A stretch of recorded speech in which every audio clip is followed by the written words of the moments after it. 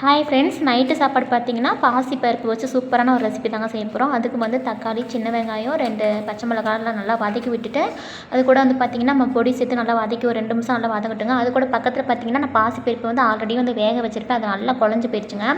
அது நல்லா தண்ணி ஊற்றி நம்ம வந்து இந்த தக்காளி வெங்காயத்தை வதக்கணும் பார்த்திங்களா, அதில் சேர்த்து விட்டு இன்னும் ஒரு 2 நிமிஷத்துக்கு நல்லா அடுப்பில் வச்சுட்டு அடுப்பு ஆஃப் பண்ணிடலாம். அவ்வளோதான், சூப்பரான ஒரு ரெசிபி ரெடி ஆயிடுச்சு. அதுக்கு தொட்டுக்கிறதுக்கு பார்த்திங்கன்னா ஒரு பக்கம் வந்து அப்பளம் பொரிக்கிற டயத்தில் கரெக்டாக கரண்ட் போயிடுச்சு. நான் என் ஃபோன்லேருந்து நல்லா டார்ச் லைட் அடிச்சு எப்படியோ ஒரு பக்கம் அப்பளத்தை பொரிச்சு எடுத்தாச்சு. அப்பளம் பொரிச்சு எடுத்ததுக்கப்புறமா நம்ம உருளைக்கிழங்கு தாங்க வறுக்க போகிறோம். உருளைக்கிழங்கு அதுக்கும் இந்த மாதிரி சின்ன சின்னதாக நறுக்கி எடுத்துக்கணும். அப்போ தான் கொஞ்சம் சீக்கிரமாக நம்மளுக்கு வேகும். உருளைக்கிழங்கு பார்த்திங்கன்னா கொஞ்சமாக எண்ணெய், கடுகு, அவ்வளோதாங்க. அது கூட வந்து கருவேப்பிலை, உருளைக்கிழங்கு நம்ம சேர்த்துடலாங்க நல்லா அலசிட்டு. இது கூட நான் என்ன பொடி பார்த்திங்கன்னா தனி மிளகாத்தூள், கரம் மசாலா தூள், அப்புறம் குழம்பு தூள், அதுக்கப்புறம் அவ்வளோதாங்க. உருளைக்கிழங்கு நல்லா தண்ணி ஊற்றி நல்லா வெந்து இந்த மாதிரி சுண்டி வர டயத்தில் தான் பொடி நம்ம வந்து தட்டி வச்ச அந்த பூண்டு இல்லாமல் சேர்த்துட்டோம். அதுக்கப்புறம் பார்த்திங்கன்னா கரண்டும் வந்துருச்சு. நம்ம உருளைக்கிழங்கும் ரெடி ஆயிடுச்சு. பாய், பிடிச்ச லைக் பண்ணுங்கள்.